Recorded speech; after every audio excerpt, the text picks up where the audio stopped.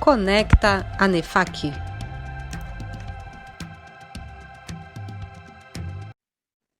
Bem-vindo a todos ao Conecta ANEFAC. Eu sou o Ailton Leite, Head de Economia e Finanças da ANEFAC. E no episódio de hoje vamos conversar com meu amigo Raul Correia, Chairman e CEO da BDO Brasil, é a quinta maior empresa de auditoria e consultoria no mundo. A BDO é uma parceira muito próxima da ANEFAC há muitos anos. Então, para nós hoje, a BDO, representada aqui pelo Raul, é uma grande satisfação. Raul, obrigado pelo convite. É um prazer sempre estar falando com você. Amigo, para mim é um prazer estar com vocês. É uma entidade de muito tempo que nós estamos juntos e sempre poder trocar uma ideia, debater e transmitir um pouco do que a gente pensa para as pessoas terem a oportunidade de ouvir é sempre muito gratificante. É um prazer estar junto com vocês nessa tarde. Excelente, Raul. Muito obrigado.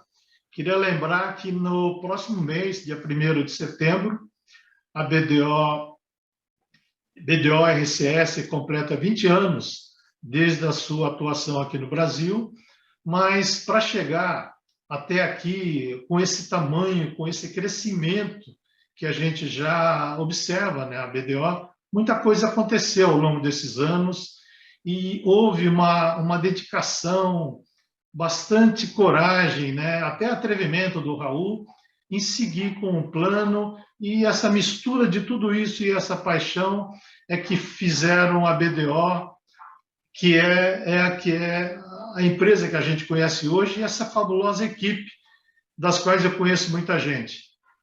Raul, bom, obrigado. Eu acho que, antes da nossa primeira pergunta, Raul, eu vou fazer uma memória aqui. Eu e o Raul começamos na Arthur Andersen no dia 1º, no mesmo dia, que foi no dia 2 de agosto de 1976, na época da Arthur Andersen. E naquela época não tinha celular, WhatsApp, não tinha nada de eletrônico, era tudo papel e borracha. E eu cheguei mais cedo no curso e tinha lá os nomes, o meu sobrenome é Correia Leite. E tinha uma carteira com o nome Correia e no outro Leite. E eu perguntei para o Bedel, o Raul vai lembrar do Eli, e eu falei, bom, eu sento aonde? Ele falou, seu nome é Correia Leite. Então ele falou, fica aguardando aí que se chegar o Leite, você é o Correia. Se chegar o Correia, você é o Leite. E eu fiquei ali esperando, o Raul chegou no horário, mas ele foi um dos últimos a chegar. Só quando chegou o Raul é que eu sabia quem eu era. Se eu era o Correia ou o Leite, e aí eu virei o Leite. Então esse foi o nosso primeiro dia. E acho que o Raul vai lembrar. Raul, tirando essa memória aí, a gente vai ter tantas outras, mas como é que foi o início da sua carreira profissional que você fala, aqui é que começou tudo? Conta pra gente aí, Raul. Outro vez, quer dizer, eu acho que o início, você lembrou bem, quer dizer, quando entramos na Andersen, eu já trabalhava já há 5 anos, eu já trabalhava numa empresa, eu fiz carreira normal, que eu fui de office boy a subcontador, e daí entrei para a auditoria. E a auditoria era, no fundo, quase que um sonho assim de crescimento, né? Porque eu sou filho de contador e pai de contador. E o meu pai sempre falava, quando eu fiz técnico de contabilidade, trabalhava já na profissão, e meu pai falava, um dia você vai ser auditor. Um dia você vai ser auditor. E ele tinha um amigo que era de uma empresa chamada Revisora Paulista. Ceslau Lazo, o nome da pessoa, que eu nunca cheguei a conhecer. E daí meu pai falava, um dia você vai ser auditor, e daí veio o convite para a Andersen. Então, quando eu entrei na Andersen, foi uma realização. Quer dizer, foi uma realização dentro da carreira e chegou meu pai extremamente feliz, logicamente orgulhoso, né? E daí ele ligou para o amigo dele, falou, meu filho entrou na Andersen. Daí o amigo dele parou e falou, então ele não precisa mais de mim, já está com a vida feita. Então isso foi o nosso início. O início foi bem interessante, totalmente diferente, né? Cultura, a forma, mas foi uma realização mesmo, porque eu era moleque, eu queria trabalhar de terno e gravata na Vida Paulista. Eu acho que hoje a única das 5 grandes empresas brasileiras que usam gravatas é a BDO, sinal que a gente continua fiel, né? Isso é verdade, isso eu posso falar que é verdade, né? Vejo bem isso daí. É, E assim, você não mas foi foi para Paulista, né? Mas isso. você foi ali para o Shopping Eldorado, né? Ali do Fui para o lado, né? Shopping Eldorado, mas era similar, né? Quer dizer, era bem a realização do conceito. E ali foi muito bom, porque a forma, a escola, o jeitão que a gente tem de aprendizado, encarar uma profissão, aprender uma profissão, são motivos que a gente foi uma grande escola. Inclusive, alguns anos atrás, eu tive a oportunidade de editar no Brasil um livro que era como uma homenagem à profissão, falando de Anderson.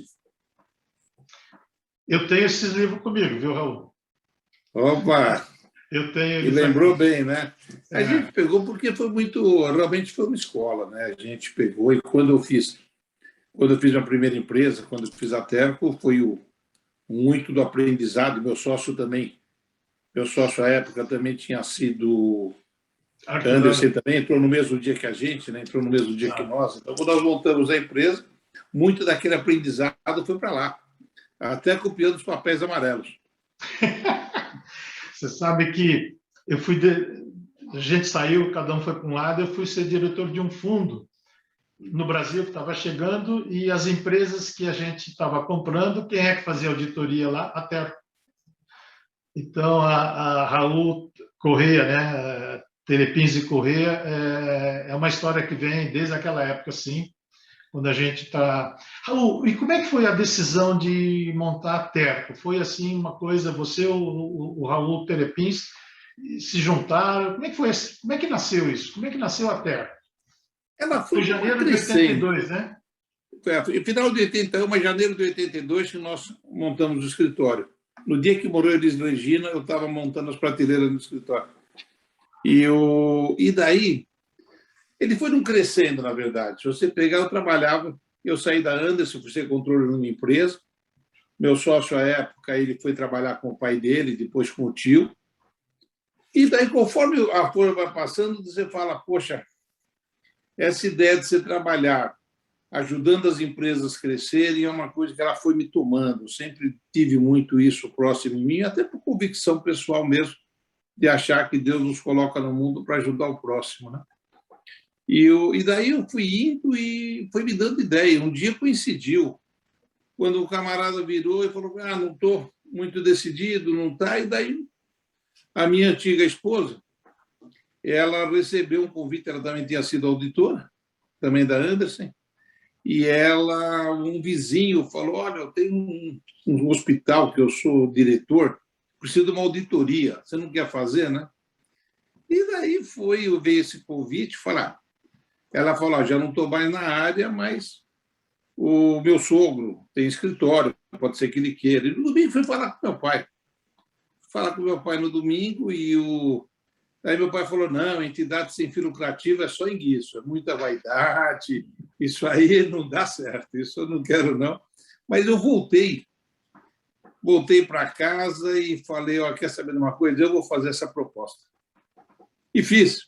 Eu fui até a Michelangelo comprar material, preparei todo um material para fazer, fiz uma apresentação e ganhei a proposta. E daí estava feita a Terco, né? Daí já foi. Daí, o próximo passo foi eu apresentei, daí eu falei, preciso de um sócio. E daí que eu lembrei do Telepins, eu liguei para o Telepins e saímos para jantar os dois casais e daí vamos montar a empresa. E daí saiu. Depois E esse serviço acabou sendo o primeiro caixa que entrou na empresa, né?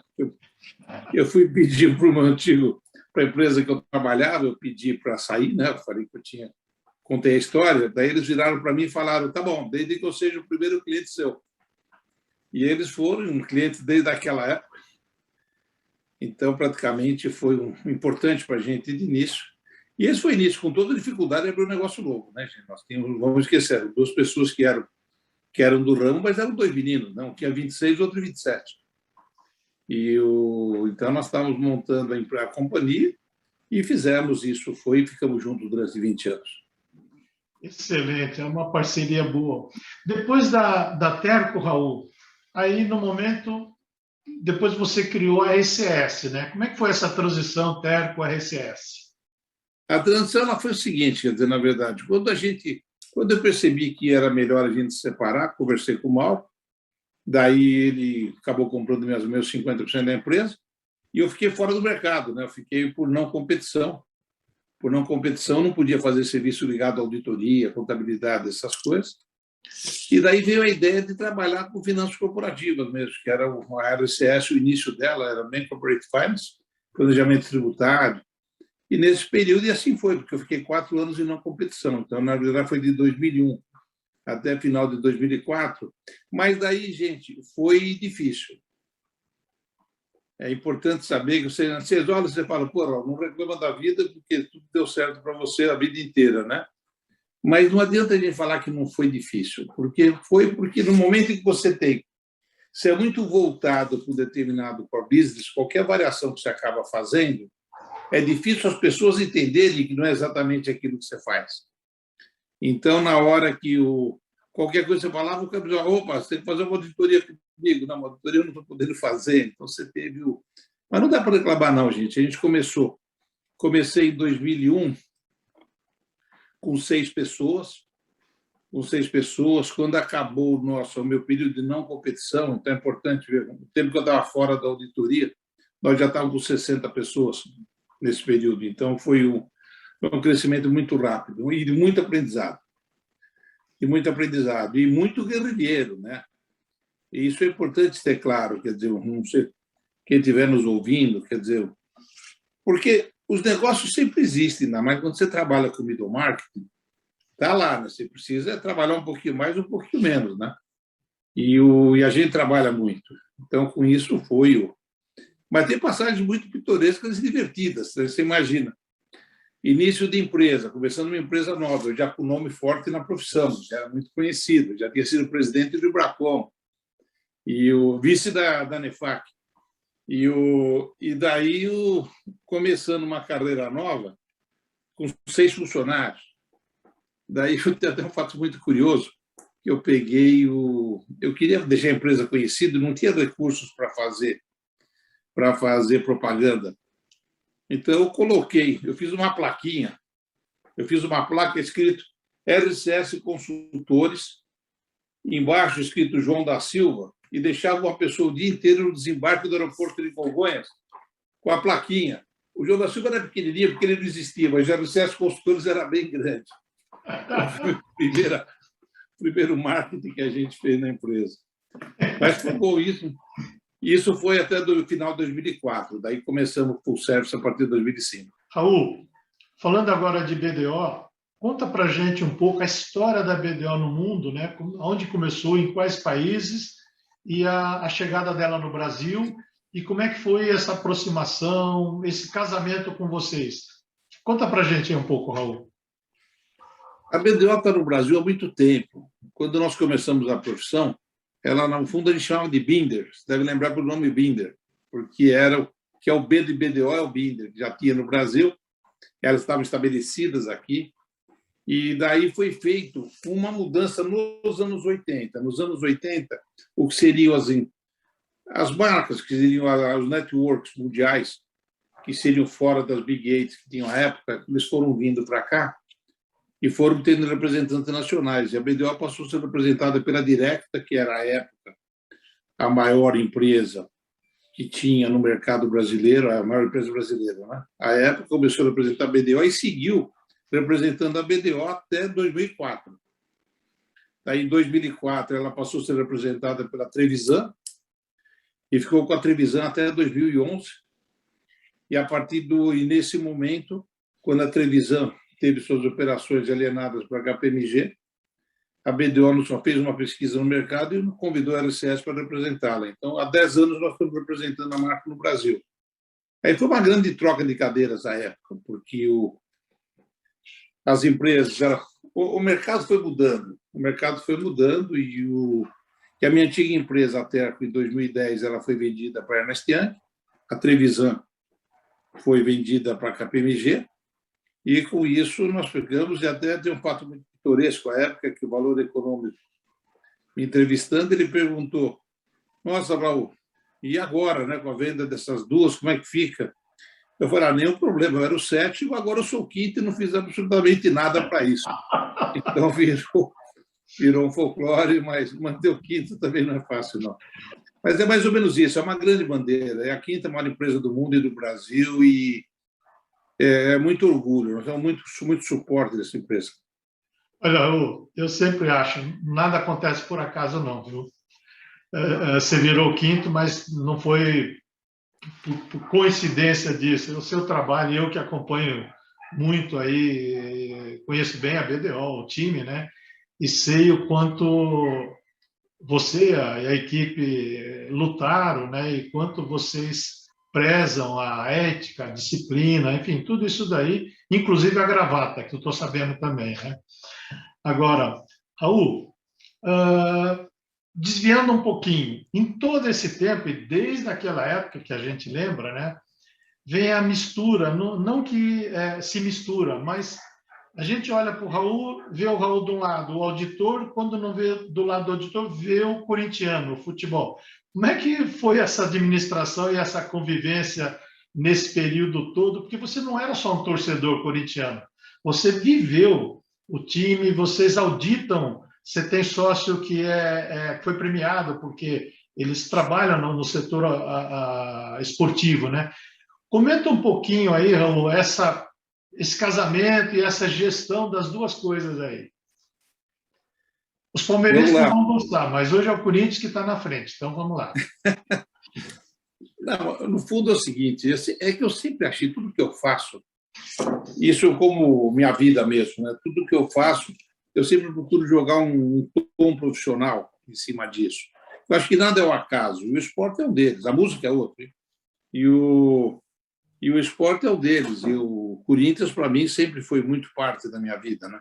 Eu sou um dos fundadores dos Gaviões da Fiel, sou um dos fundadores da Camisa 12. Quando nos conhecemos, você falava do primeiro dia, de Anderson, até foi curioso, porque o Vaine, que era o grande Vaine, amigo nosso, que ele estava dando curso para a gente, ele virou e falou: eu sou palmeirense. Daí eu pensando com meus botões, primeiro dia de empresa, 20 anos, eu falando, respondo, não respondo, respondo, não respondo.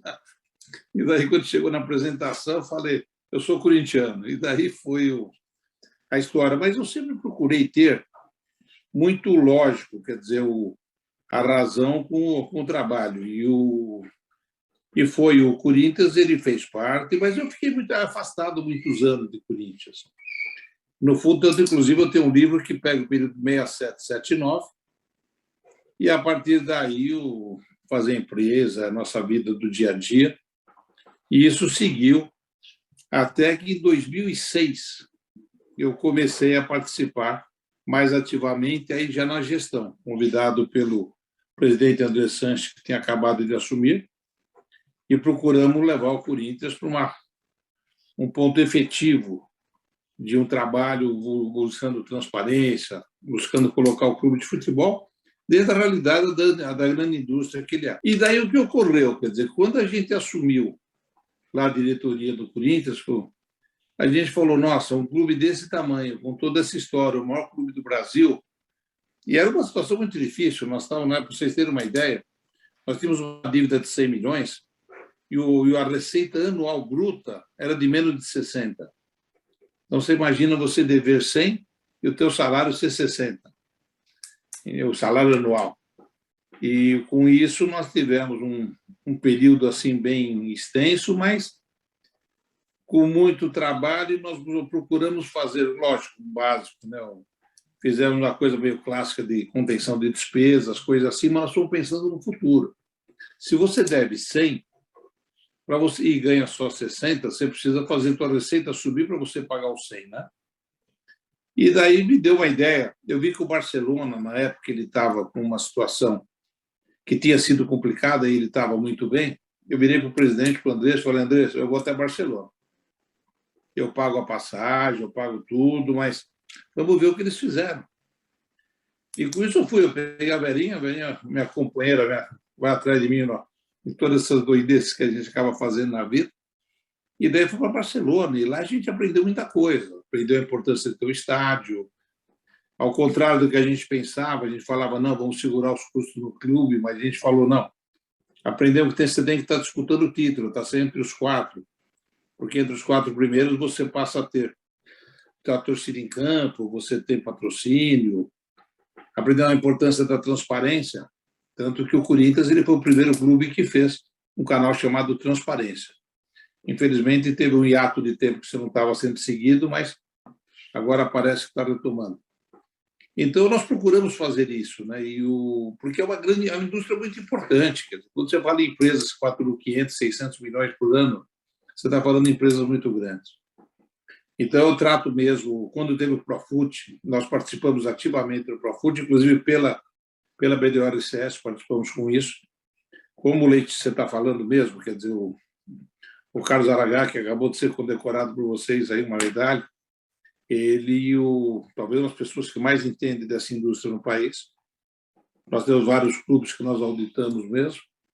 E eu fiquei contribuindo com o Corinthians em trabalho pro bono de 2007 até 2014. De lá para cá eu já estou afastado, já não tenho mais cargo de direção. Continuo como conselheiro somente, mas esse foi o período que eu fiquei lá. E foi um período muito bom, porque nós saímos da segunda divisão, chegamos ao bicampeonato mundial, construímos CT, construímos arena e assim por diante. E entre os pontos positivos e não tão positivos foi isso. Mas é complicado, você pergunta o que é você trabalhar com entidade sem fim lucrativo. Voltamos ao início da empresa, lembra que eu falava no começo, né? É complicado, porque você tem uma exposição muito grande para o bem e para o mal, né? E quando você lida com coisa que envolve a paixão, então você tem uma série de fatores em cima que é todo dia, você tem que esperar que venha algum tipo de cobrança, algum tipo de ação em cima disso, mas faz parte e é gratificante. É uma grande indústria, nós temos que dar mais atenção a ela.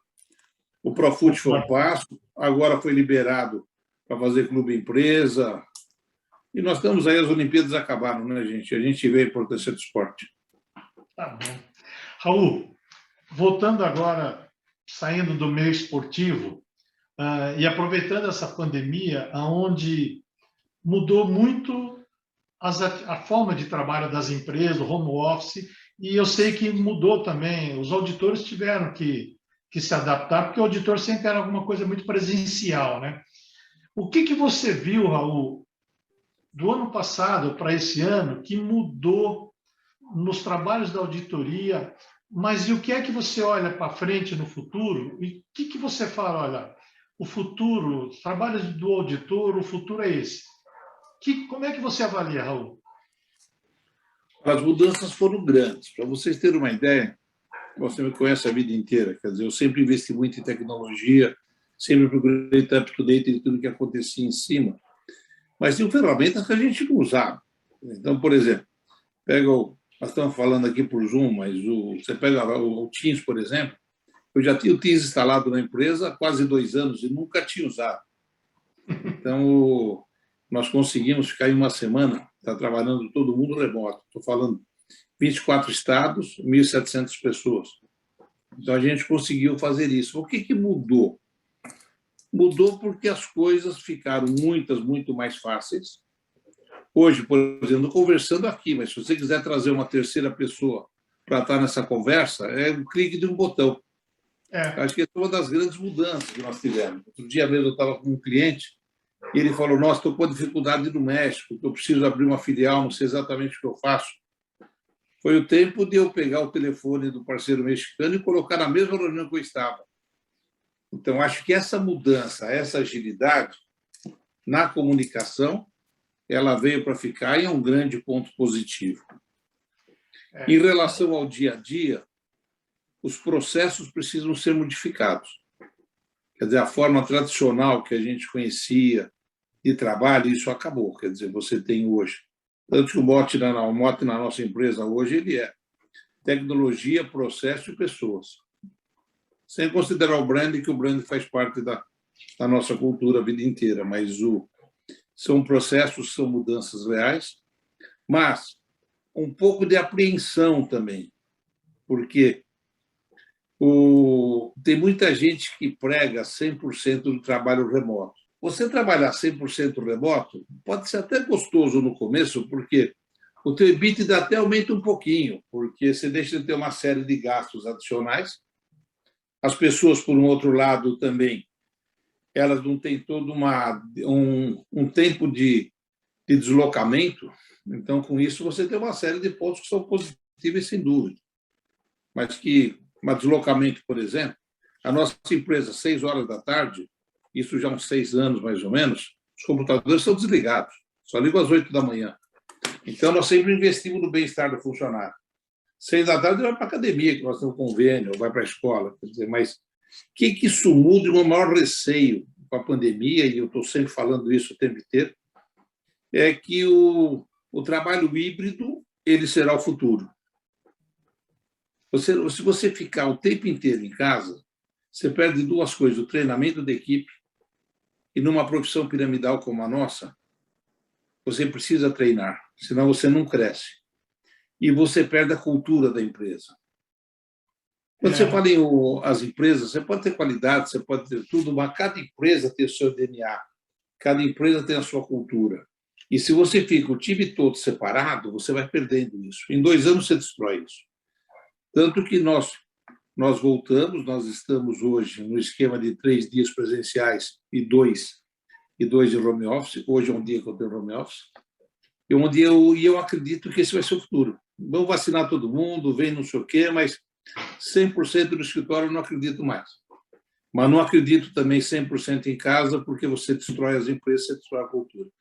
No começo, a gente pregava isso já 1 ano atrás, mas nós estamos observando que as grandes empresas do mundo já estão adotando o mesmo discurso. Porque isso é fundamental, você precisa formar gente. É uma obrigação nossa, você não tem como. Você tem que ajudar o teu cliente, tem que ajudar a tua equipe a crescer. Daí você tem que estar junto. Nada substitui o olho no olho, o troca-troca, a gente poder estar no contato efetivo de trocas. Você acha, então, porque veja só, eu não estou mais na auditoria, né? E hoje o nosso trabalho, as reuniões são todas virtuais, a gente não se junta mais e ninguém mais reclama porque está funcionando. As visitas a empresas, tem algumas que ainda tem que ser presencial, mas eu sempre tinha dificuldade, né, de entender, falei, como é que os auditores vão fazer essa transição? Mas você falou uma coisa certa, nem o 100% home office e nem 100% presencial. Eu acho que vai haver um equilíbrio aí. Eu não sei nem se esse é o futuro, eu acho que isso já é uma realidade hoje e que a mudança de comportamento, até de treinamento, de orientação, é que vai fazer a diferença. Raul, queria também aproveitar, né? Nós temos esse período de convivência. A BDO nós temos a Nefac nós temos o Troféu Transparência, que faz agora 25 anos, e que toda vez, sempre que a gente lembra do Troféu Transparência, sempre tem a figura do Raul, que não era BDO, que era você sempre envolvido com a Nefac nessas premiações. O que você fala para a gente dessa convivência sua, que não era uma convivência assim social, você participava mesmo? O que você fala para a gente dessa sua vida, a sua vivência nossa com o Troféu Transparência e a Nefac, Raul? É muito grande, porque a ideia, quer dizer, da Nefac, eu conheci a Nefac, eu acho que eu faço parte de 84 ou 85, não recordo exatamente o ano que eu entrei na Nefac, mas foram um desses 2 anos, aquelas reuniões ainda no Shopping Eldorado. Mas o que eu sempre valorizei foi que a Nefac ela teve, primeiro, uma mudança importante. Durante muitos anos, a Nefac era a empresa que fazia análise de juros. E depois... Miguel de Oliveira. Durante muitos anos, era a empresa que fazia análise de juros, mas daí veio a transparência, daí a coisa pesquisa mudou. De mercado. É a pesquisa de mercado. O que mudou? Mudou por quê? Os RPs mudaram, a inflação ela foi dominada, porque era difícil também, quando você tinha um período inflacionário, você conseguir entender e transmitir o que aqueles números significavam para o cliente. Era quase chegar, bom, a última linha está certa.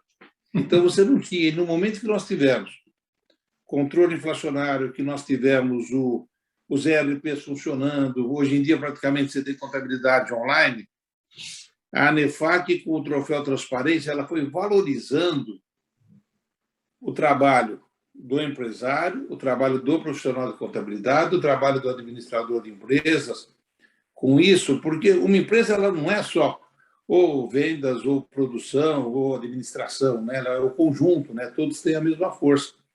E eu acredito muito nesse troféu transparência, quer dizer, isso ao longo desses anos, 25 anos que nós estamos juntos, acho que as únicas vezes que eu não fui na entrega do prêmio troféu transparência é porque eu não estava no país. Quer dizer, mas toda vez que eu estive no país, eu fiz questão de estar junto, porque essa é uma iniciativa maravilhosa que foi feita com uma equipe muito forte. Dá um trabalho enorme, né? Às vezes você fala, ninguém imagina o trabalho que vocês têm, né? Mas é um trabalho enorme fazer isso tudo. E nós temos mais que valorizar, porque o mercado precisa ser claro, o mercado precisa ser transparente, tem que ser crível, você tem que acreditar no que você está enxergando. E na hora que você pega um balanço de uma empresa, que antigamente eram 2, 3, 4 páginas, né? Hoje, às vezes, você tem um caderno inteiro de jornal, né? Então, vamos ver o que é a mudança. E isso é o que aconteceu, isso é a nossa realidade, isso é o nosso futuro. E a ANEFAC tem um papel fundamental em relação à transparência que tem no país hoje. A ANEFAC é uma das principais referências e responsáveis pela transparência que nós temos nos balanços de hoje. Olha, Raul, bom, também sou suspeito para falar, né? Mas o grande valor das demonstrações financeiras, o nome diz transparência, de uma forma transparente, correta, e aí a importância do profissional de contabilidade, da área financeira, e o valor também dos auditores, porque olham e atestam que aquilo está correto. Então, a ANEFAC preza muito, nós prezamos isso daí, você também, claro, né? E vamos continuar com essa parceria e esperamos. Olha, Raul, o nosso tempo está acabando, a gente se conhece há mais de 40 anos, teríamos assunto aí até o final do ano. Mas, Raul, queria aí suas palavras finais aí dessa conversa que sempre é prazerosa estar aqui com você. Primeiro, é um prazer mesmo bater o papo, na verdade, está sido entre amigos, né? Então, nós estamos literalmente entre amigos. Então, é mesmo um bate-papo descontraído que a gente faz. E agradecer o pessoal que está nos ouvindo, espero que tenhamos passado algumas coisas, mas mais que tudo, gente, eu quero reafirmar a importância desse papel da ANEFAC no trabalho do profissional contábil e do profissional de administração. Isso eu quero deixar muito claro, porque a profissão é uma profissão difícil, quer dizer, a profissão auditora, cada vez mais é uma profissão que ela é muito regulada, você tem muitas cobranças em cima, são muitas coisas que são feitas, e o resultado é quando você dá uma transparência para o mercado. Então, isso é a satisfação que a gente tem e que nos leva a estar na profissão e sem querer parar por enquanto. Muito obrigado, um prazer estar com vocês. Olha, Raul, quem agradece somos nós. Parabéns a você, ao time, esse time fabuloso da ANEFAC, que eu conheço, né, bem.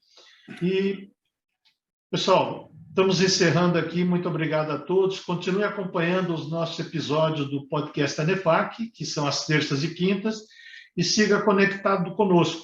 Um abraço e até a próxima. Conecta ANEFAC.